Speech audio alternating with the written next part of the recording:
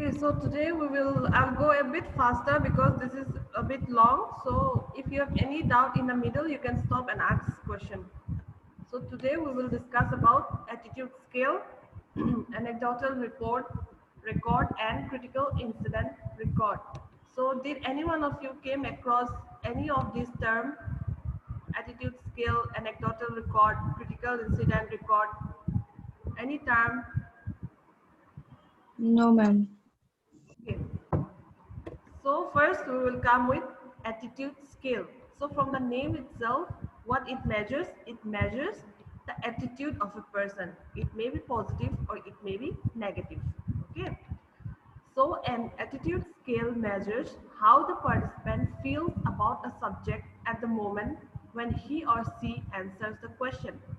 Several popular types of attitude scales are used in evaluation of nursing education.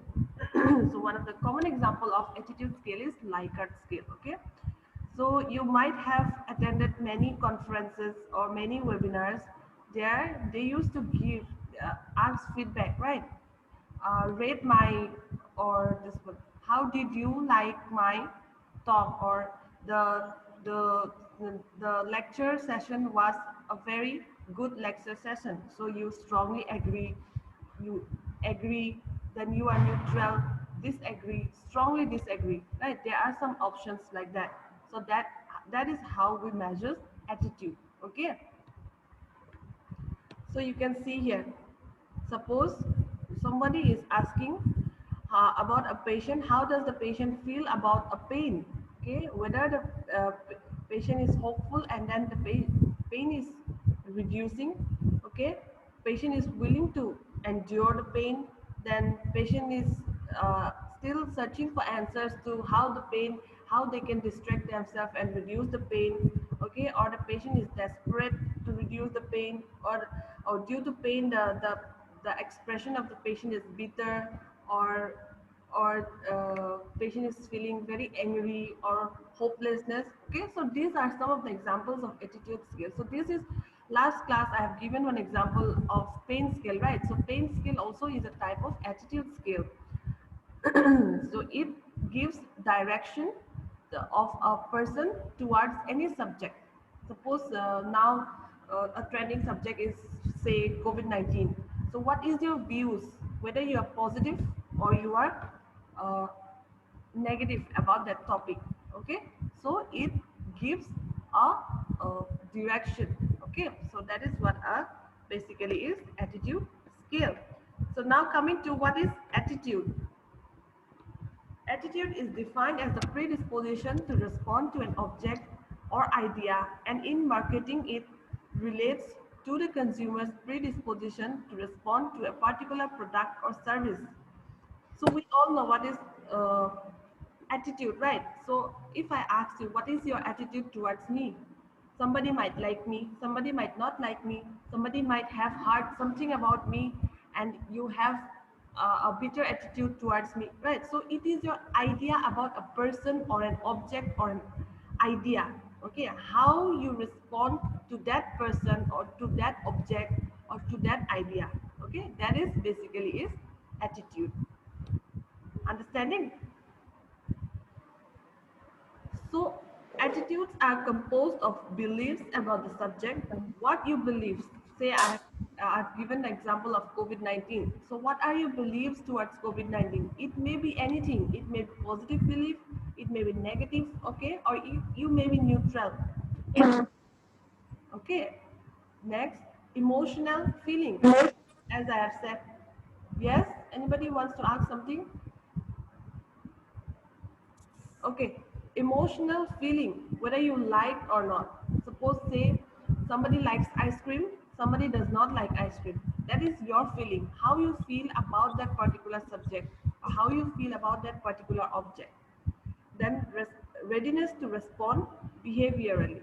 So attitudes are composed of these three things: belief about the subject, emotional feeling, whether you like the subject, you don't like the subject. Say for example nursing education, whether you like this subject or you don't like this subject. Okay, what is your behavior to this subject, whether you are ready to accept it or not. Okay, so these three things compose of attitude. So let's see more about attitudes. Attitudes are complex and not fully understood. Yes, we do not understand attitude fully, right? So it is a complex thing. Then attitudes can be changed, but they tend to persist. Yes, attitude can be changed, right?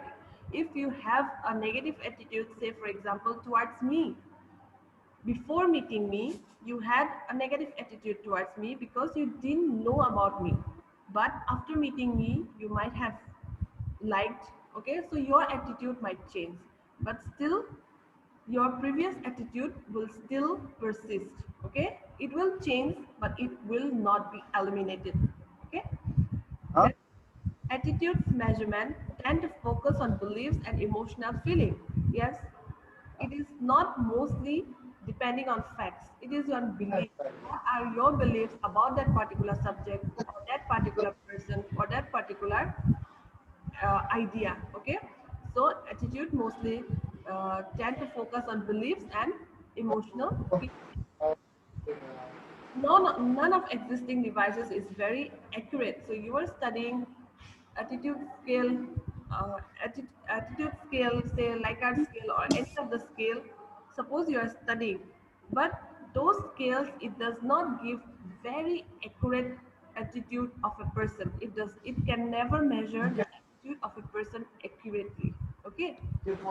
So what are some of the general method we can use for measuring attitude? Questionnaire method. You can formulate one. You can formulate one scale, and you can ask that person, and you can get the answer. Next is, It's a class. or you can you can formulate one scale, and you can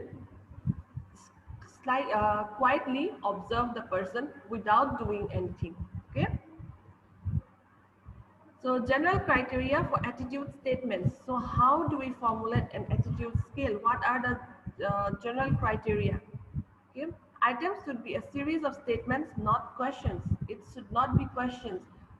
It cannot be like how, what are your views, what are your views on, say, COVID-19. It cannot be like that. It has to be COVID-19 is a pandemic, and COVID-19, due to COVID-19, many number of people died. So you agree, strongly disagree. Okay, so it cannot be a question. It always has to be a statement. Then avoid statements that refer to the past rather than to the present. We cannot ask something, or we cannot put a statement that was in the previously it happened. Okay, say for example, once previously tsunami was there, so you, for example, in tsunami a lot of people died. Okay, that one is the past, very past uh, incident, right? So we cannot use those, we'll have to use present one.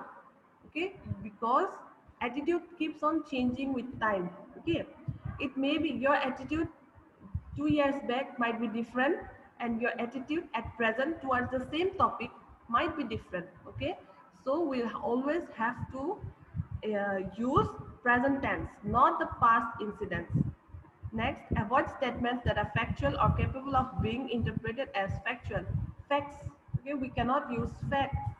Say for example, it is a fact that COVID-19 is a pandemic, right? We cannot use that sentence, because yes, everybody will agree that is a fact, and it has been proved that it is a pandemic.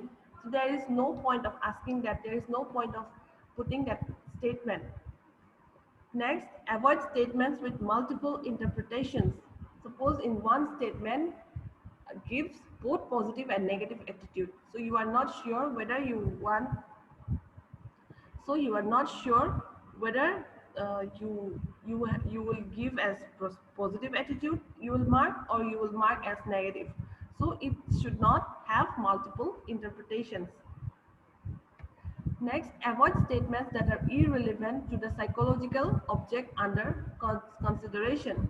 So suppose, say for example, again COVID-19, I'm talking about COVID-19, so we are discussing on COVID-19, but the statement that you are putting is not related to that topic. Okay, then you cannot use those statements. Select statements that are believed to cover the entire range of the effective domain of interest. So next, this one is the opposite of the first sentence. Means you have to select those statements that is relevant to the topic of your interest. Okay. Next, keep the language of the statement simple, देखो ना फिर से यही हो रहा clear, है and direct. Avoid words that may not be understood by the respondents. I hope you understood this sentence. Statements should be short, rarely exceeding 20 words. It should not be too long. What will happen if it is too long? The respondents or to whoever you are measuring this attitude, they will get tired by reading the questions and they will not be able to answer properly. Okay, so the statement should not be too long. It should be short and it should not exceed more than 20 words. Each statement should contain only one complete thought. As I have already said, one sentence cannot give multiple interpretation. Same, this sentence means the same. Statements containing universals such as all, always, none, and never often introduce ambiguity and should be avoided. So